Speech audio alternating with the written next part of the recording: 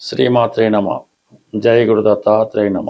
ఈ వీడియోలో మనం మీనరాశి వారికి మార్చి 8వ తారీఖు నుంచి 15వ తారీఖు మధ్యలో జరగబోయే వార ఫలాలు పరిశీలించినప్పుడు కన్యా మీనరాశి వారికి పంచమహాపురుష యోగాల్లో ఒకటైన మాలవ్య మహాపురుష యోగం యాక్టివేట్ అవ్వడం జరిగింది.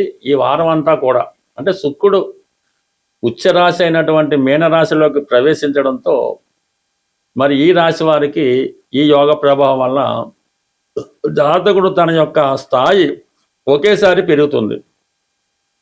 మంచి వాహన యోగం కలుగుతూ ఉంటుంది. ఖరీదైన వాహనాల్లో ప్రయాణించడం కానీ అటువంటి వాహనాన్ని కొనడం కానీ జరిగే అవకాశం ఉంది. అలాగే ఏదన్నా స్థిరాస్తి కొనాలనే మీ ఆలోచన నెరవేరుతుంది. విలాసవంతమైనటువంటి హోటల్లో కానీ భవనాల్లో కానీ స్టే చేయడం జరుగుతూ ఉంటుంది. అలాగే ఎక్కువగా హై సొసైటీ మనుషులు ఒక 5 స్టార్ రెస్టారెంట్ లాంటి హోటల్స్లో మరి విందు చేయడం కానీ అందులో బస చేయడం కానీ అందులో 2-3 రోజులు స్టే చేయడం కానీ జరిగే అవకాశం ఉంది. అలాగే స్త్రీలకి ఇది విపరీతమైనటువంటి గౌరవాన్ని హోదాని పెంచే అవకాశం ఉంది. మీరు సెలబ్రిటీ రంగంలో ఉన్న, సినిమా రంగంలో ఉన్న, రాజకీయ రంగంలో ఉన్న, ఈవెన్ ఉపాధ్యాయ వృత్తిలో ఉన్న, ఆధ్యాత్మిక రంగంలో ఉన్నా సరే ఒకేసారి గుర్తింపు రావడం జరుగుతూ ఉంటుంది. 10 మంది మీకోసం మంచిగా చర్చించుకోవడం జరుగుతూ ఉంటుంది. మీ యొక్క హోదా, స్థాయి, ఆదాయం కూడా పెరిగే అవకాశం ఉన్నది. దాంతో మీ యొక్క గమనాన్ని, మీ యొక్క మంచితనాన్ని అందరూ సద్వినియోగం చేసుకోవడం జరుగుతూ ఉంటుంది. మీరు అందరికీ ఉపయోగపడే ఒక మంచి మార్గంలో నడిపించే ప్రయత్నం చేస్తూ ఉంటారు. అలాగే శని భగవానుడు జన్మశనిలో ఉన్నప్పటికీ కూడా ఈ శుక్రుడు రావడం వలన చాలా కాలంగా దూర ప్రాంతంలో ఉన్నటువంటి మీ యొక్క ఆత్మీయ బంధువు, మీ మదరో, మీ చెల్లెలో, మీ అక్కగారో మీ కుటుంబానికి వచ్చి మీ కుటుంబ స్థితి చూసి అన్ని సౌకర్యాలు కల్పించినట్టు ఇది కూడా కొంతమందికి జరిగే అవకాశం ఉంది. ఒక స్త్రీ మీ కుటుంబాన్ని సందర్శించి మీ కుటుంబానికి కావాల్సినటువంటి వసతులు, సౌకర్యాలు అన్నీ కల్పించడం జరుగుతుంది. అంటే ఒక స్త్రీ లాభం కలుగుతుంది, స్త్రీ వలన లాభం జరుగుతుంది. ఈ రాశిలో ఉన్నటువంటి స్త్రీలకి హోదా, గౌరవం పెరుగుతూ ఉంది. అయితే 12వ స్థానంలో 4 గ్రహాల సంచారం. అంటే 12వ స్థానం ఏం చెప్తూ ఉంటుంది? ఖర్చులు, నష్టాలు, హాస్పిటలైజేషన్ చెప్తూ ఉంటుంది.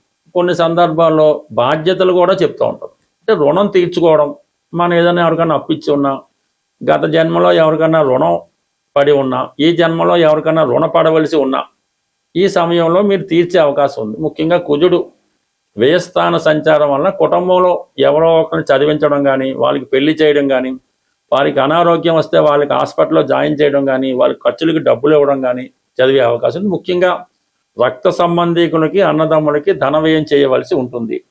భూములు, స్థిరాస్తులు కొనే ప్రయత్నం నెరవేరుతుంది. భూముల మీద, స్థిరాస్తుల మీద కుటుంబానికి ఉన్న అప్పు తీర్చే ప్రయత్నం జరుగుతూ ఉంటుంది.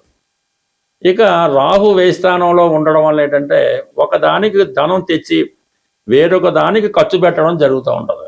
ఏదో ఎవరికో చెప్పి ఏదో పలానా పెళ్లి చేయాలి, లేదంటే ఇల్లు బాగు చేయాలని డబ్బు తేవడం, అది మీ విలాసాలకో ఇంకో దానికో ఇంకోటికి అప్పు ఇవ్వడానికో ఖర్చు పెట్టడం జరిగే అవకాశం ఉంది. కాబట్టి సాధ్యమైనంత వరకు ఈ విషయంలో కొంత జాగ్రత్త పడటం మంచిది. లేదంటే మీరు కూడా మరి ఏదైనా ఈ డబ్బు ఈ పనికి ఖర్చు పెట్టమని ఇస్తే వాళ్ళు వేరే విధంగా ఖర్చు పెట్టే అవకాశం ఉంది. కాబట్టి కొంచెం జాగ్రత్తగా చూసుకొని ఎవరికి ఇవ్వాలో, ఎవరి చేతిలో డబ్బు పెడితే మంచిదో వాళ్ళ చేతిలోనే పెట్టాలి తప్ప లేని పక్షంలో మనీ దుర్వినియోగం అయ్యే అవకాశం ఉంది. ఇక బుధుడు ఉండడం వలన పిల్లల చదువు కోసం, ఇంట్లో అవసరాల కోసం వీటికి ధన వ్యయం జరుగుతూ ఉంటుంది. ఇక మనకి రవి, కుజగ్రహాలు ఉండడం సాధారణంగా కుటుంబంలో ఎవరో ఒకరికి సడన్గా ఇబ్బంది రావడం వల్ల హాస్పిటలైజ్ అవ్వడం కానీ, మీరు హాస్పిటలైజ్ అవ్వడం కానీ, డాక్టర్లను సంప్రదించడం కానీ, ఇటు కొంత తొందరపడి ఒక నిర్ణయం తీసుకోవడం మంచిది కాదు. అంటే ఏదో విషయంలో ఎమర్జెన్సీ వస్తుంది, తొందరపడి నిర్ణయం తీసుకోకుండా నిదానంగా ఆలోచించడం వలన చాలా వరకు సమస్య దానికదే పరిష్కారం అయ్యే అవకాశం ఉంది. ఎందుకంటే ఈ శుక్రుడు ధన్వంతరి లాంటి వాడు అనమాట. అంటే శుక్రుడు రాశిలో ఉంటే ఎట్టి పరిస్థితుల్లో కూడా జాతకుడికి ఆయుష్ సంపూర్ణంగా ఉంటుంది.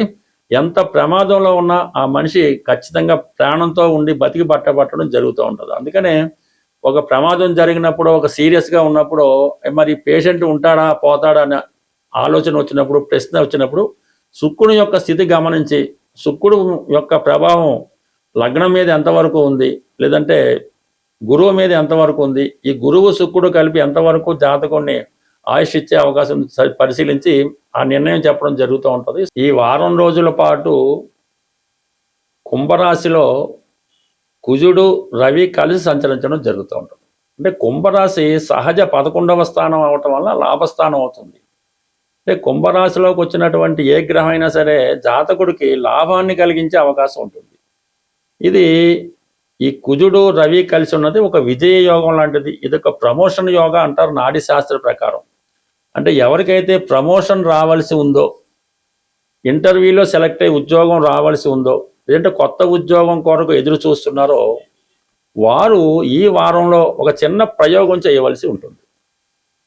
కుజుడికి ఇష్టమైనటువంటి మంగళవారం రోజు ఆదిత్య ఉదయం పారాయణ చేయాలి. అంటే త్రిసంధ్యల యందు ఉదయం, సాయంకాలం, మధ్యాహ్నం చదవలసి ఉంటుంది. అంటే బాగా గుర్తుపెట్టుకోండి, మంగళవారం రోజు ఆదిత్య ఉదయం చదవాలి. అలాగే ఆదివారం రోజు హనుమాన్ చాలీసా పారాయణ చేయాలి. హనుమాన్ చాలీసా అలాగే 3 సార్లు పారాయణ చేసి మరి ఆదివారం రోజు ఆంజనేయ స్వామికి అరటిపళ్ళు నైవేద్యం పెట్టాలి. అలాగే మంగళవారం రోజు సూర్య భగవానునికి గోధుమతో చేసిన హల్వా నైవేద్యంగా పెట్టి ఈ 2 రోజులు మాత్రం శ్రద్ధగా చేయటం వల్ల మీకు అర్హత ఉంటే 100కి 100 పాళ్ళు ఉద్యోగం అన్నది వచ్చి తీరుతుంది. లేదంటే ఏదైనా కార్యసాధనలో మీరు విజయం సాధించడం జరుగుతుంది. అంటే సమస్త విద్యలు ఆంజనేయ స్వామికి సూర్య భగవానుడే నేర్పడం జరిగింది.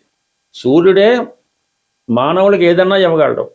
అది శమంతకమణి లాంటిది, రోజుకి విపరీతమైనటువంటి బంగారాన్ని ఇచ్చే శమంతకమణి కూడా సూర్య భగవానుడు ఇచ్చిందే. అలాగే అక్షయ పాత్ర, ఇవన్నీ కూడా ఏదన్నా అటు ఐశ్వర్యం ఇవ్వాలన్నా, అటు ఆరోగ్యం ఇవ్వాలన్నా కూడా సూర్య భగవానుడు ఒక్కడు మాత్రమే ఇవ్వగలడు.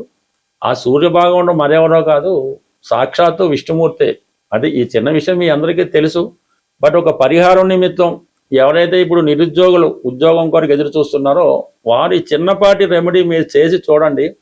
విజయం అన్నది 100కి 100 పాళ్ళు మీకు రవి కుంభరాశి మారే లోపల వచ్చే అవకాశం ఉంది. వారం రోజులే టైం కాబట్టి కంప్లీట్గా మీరు ఈ పరిహారాన్ని పాటిస్తారని, రాబోయే నూతన సంవత్సరాన్ని ఆనందంగా గడుపుతారని ఆశిస్తూ స్వస్తి. అలాగే మరొక చిన్న విన్నపం ఏంటంటే, మన హైదరాబాదులో ఈ మార్చి నెల 29వ తారీఖున ఒక జ్యోతిష్య మహాసభ జరగబోతుంది. దాన్ని సెమినార్ అని కూడా అంటారు. అది హైదరాబాద్లో సుందరయ్య విజ్ఞాన కేంద్రం బాగ్లింగపల్లిలో ఉంటుంది. దాంట్లో పాల్గొనే అవకాశం ఉన్న వాళ్ళు ఎవరన్నా పాల్గొనాలని ఇంట్రెస్ట్ ఉంటే కంపల్సరీగా మీ నేమ్ రిజిస్టర్ చేసుకోవడం మంచిది. దీనికి ఎటువంటి ఫీజు మీరు చెల్లించక్కర్లేదు. మీకు కావాల్సినటువంటి భోజన సదుపాయాలు వగైరా వగైరా సంస్థ వారే ఖర్చులు పెట్టుకొని జ్యోతిష్యాన్ని ప్రచారం చేసే ఉద్దేశంతోనూ మరి కొంతమందికి ఈ ఉగాది పురస్కారం ఇవ్వాలనే ఉద్దేశంతో నిర్వహిస్తున్నారు. కాబట్టి అభిమానం ఉన్నవాళ్ళు తప్పనిసరిగా ఈ జ్యోతిష మహాసభలో పాల్గొంటారని, ముందుగా మీ పేరు రిజిస్టర్ చేసుకుంటే దానికి తగ్గ ఏర్పాట్లు సంస్థ వారు చేసుకునే అవకాశం ఉంటుంది. స్వస్తి.